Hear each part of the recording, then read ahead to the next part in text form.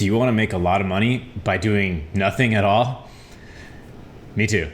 So yes, in this video, I'm talking about 7 ideas of ways to make passive income online in 2020. But first, major disclaimer is let's define passive income a bit, because generally I take a lot of issue with it, because I think that most things that people refer to as passive income are not truly passive, okay? There's only a few things that are truly passive, and I will talk about those later on in the video, but I do want to make it clear that I think the term is used loosely often, and I'm going to use it a bit loosely here as well. So these are not 100 million% passive, but there are very passive elements to these businesses. So a lot of passive income streams may take work to set up initially, but then they can continue to pay you when you are not putting in additional work. So some of these fall into that definition. And real quick, for anyone that's new to the channel, I feel like I haven't just introduced myself in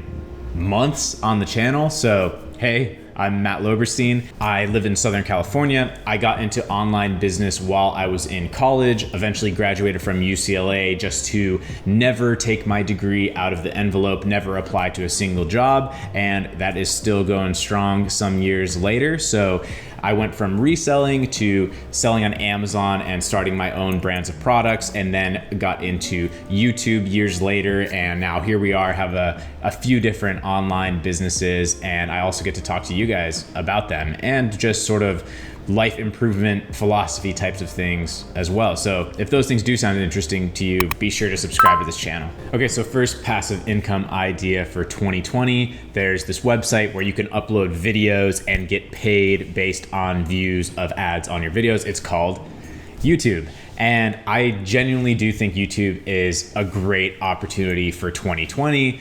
After all, I am here making a video for YouTube in 2020. So clearly I think that there is something in it.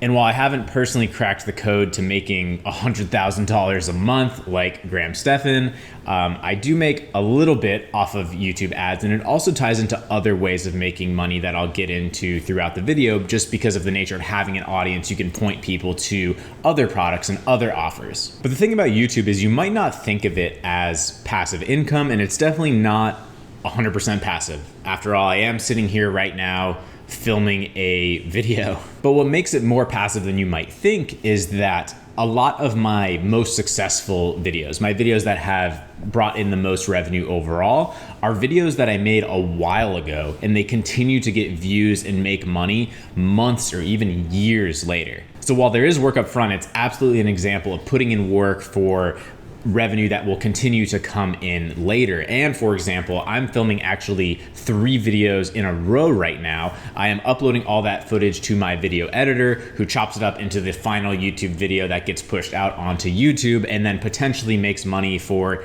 years to come, or maybe it falls flat as many of my videos do. But regardless, when a video hits and makes, $1,000+ just in YouTube ad revenue, and a lot of that is just trickling in every day for a long time, that is definitely passive income once the video is up and made, because it's not like it takes any more work to keep a video up on YouTube that's already up. And as I did mention, I made this a step more passive by not editing my own videos. So I have a virtual assistant editor in the Philippines, which by the way, I hired on Online Jobs. There's a link in the description, but he edits my videos so that some of the ad revenue is going to him to cover the cost of making the video, but it does make the whole thing a lot more hands-off. And if you don't know how this works, generally you get X dollars per 1,000 views on YouTube. And that X is going to vary on the content in the video, because different types of content are valued different to advertisers. So some niches are going to be much higher than others, but that's generally how it works, is that you're getting paid for the ad spots on your video. And it's also worth noting that the same model would apply to, say, a very successful blog or any type of media content, really. If you can amass an audience, amass eyeballs, then pay for ad slots, it's really the same concept. If you had a super successful recipe blog and then there were just ads running on it all the time, then it would be relatively hands-off, passive, same model as this. Next 2020 passive income business model is affiliate marketing. And this can definitely tie into YouTube or any form of having an audience, having a platform. But the way affiliate marketing works is that you or I or whoever's doing it has a link for a product that is not our product. It's another product. For example, it's a product on Amazon, and you get a special link that if a person purchases through your link, then you get a piece of that sale. You get a small commission based on the total amount. So for example, if you had a YouTube channel all around videography and photography, you may constantly be linking your camera equipment in the description, and then people go and buy your camera equipment or actually anything else on Amazon, you're still getting a piece of their sale when they make that purchase on Amazon. And a lot of other stores and products have affiliate programs.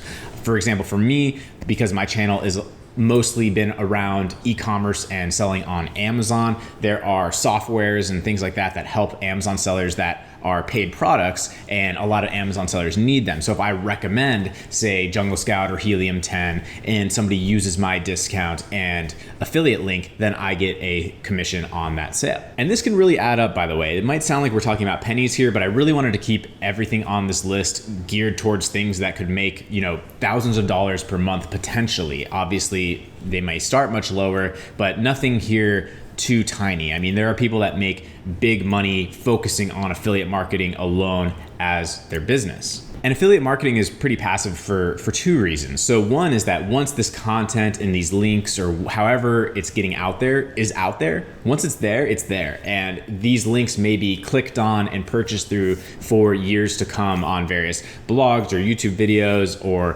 Facebook groups or anywhere else, email lists, wherever you're putting out this content. And the other way that it's relatively passive, or actually more passive than the first reason, is that some of these pay you out monthly. So for example, two examples actually. One would be Helium 10, which is an Amazon software, and another is ClickFunnels, which is another, not Amazon specific, but another entrepreneurial software that I use. And I'm affiliate for both. And the way that both of those work, which is more unique, is that both of those are, say, $100 a month, roughly. And if you get a customer that pays $100 a month, you get not just, 25 or 40% of their initial sale, meaning $25 or $40, but you get it every single month that they're continuing to be a customer of that product. So you can see how that can really add up, and you can see how that can be extremely passive, because if you get somebody to sign up to, say, ClickFunnels and they stay on for years, you're just continuing to collect that commission month after month. Next up is one that I personally do not have experience with, but the business model has been intriguing me lately, and I just keep looking at it and keep coming back to it and keep thinking about it, and that is Airbnb. For the small percentage of my audience that has an extra bedroom in their house, then you could definitely start with this relatively passively and easily by renting out your spare bedroom, or maybe you have a spare little cottage on your property or something like that, which would be a great place to start. Or say you're looking at investing in real estate to get long-term tenants, which would be passive. Well, I would say that is not entirely passive, and I would say neither is this Airbnb model, but it's not that much less passive, because you can have the cleaning all automated with different cleaners and everything, and have things on replenishable automatic orders. It doesn't have to be extremely hands-on once you get your listing set up. And like any business model, the more you scale it, the more you grow it, the more you put in that work up front, you can hire out different pieces to where it becomes passive, because you're the owner of the business and not necessarily the one cleaning the toilets in your Airbnb, but you're just owning it and collecting the top line income. And obviously, if you're at the level where you are investing in properties, buying your own properties to rent out long term or on Airbnb, then you already have quite a bit of cash. But a model that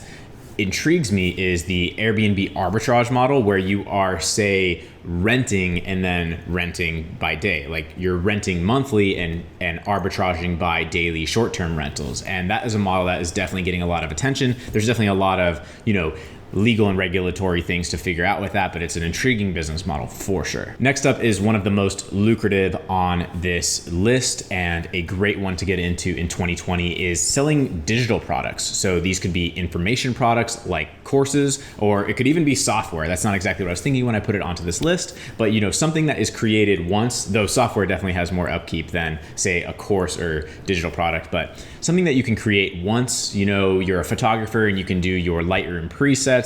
You're a filmmaker and you can do your LUTs for videos. Any type of, diet plan, workout plan, business course. There's a lot of digital products, and why digital products are relatively passive is because yes, they can take a lot of work up front, but you can continue to sell this packaged information, this packaged digital product for months or years, and it's much less work than, say, something you would have to pack up and ship every single day, or something that you had to make, or something that you had to buy inventory. It's quite passive. So for sure, once you have your digital product out there and selling regularly, then it can feel quite passive from then on forward. And next 2020 passive income idea is Turo. And if you don't know what Turo is, it's kind of like the Airbnb of cars. So if you have a car, you can rent out your car by the day on Turo. It's an alternative to car rentals, and you can find, more unique cars, or not just your typical whatever crappy rental car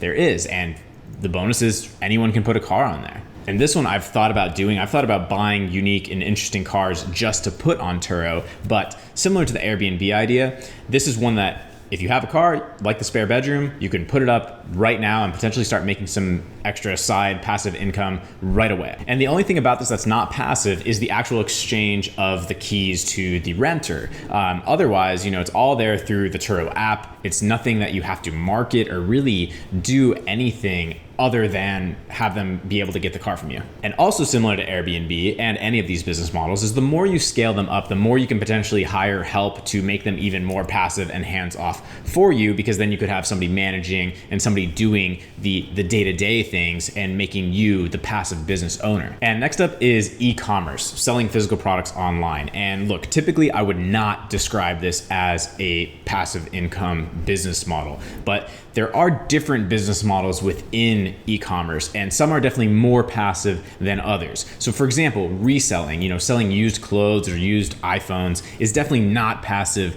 at all. But the business model that I've done a lot of and talked a lot on this channel about is Amazon FBA and private label. And that I would put on the most passive end of the e-commerce spectrum. And the reason for that is, of course, FBA is going to fulfill and ship your products to your customers. You don't have to have your hands on any of that. And also you're selling the same product over and over. So there's a lot of work up front. Don't get me wrong. That's what a lot of my channel is about, and I talk a lot about this subject. But once a product is successful, the upkeep and the maintenance is quite low, lower than I would say drop shipping is, even, because there you have to be constantly cycling in new products, new ads, things like that. But if you are the brand owner of a desirable product, then it's going to sell all the time, basically just on its own. And definitely don't quote me on saying that Amazon FBA is passive. It is not a 100% passive income business model at all. But there are definitely some pretty strong passive elements to it. Each product can kind of become passive as it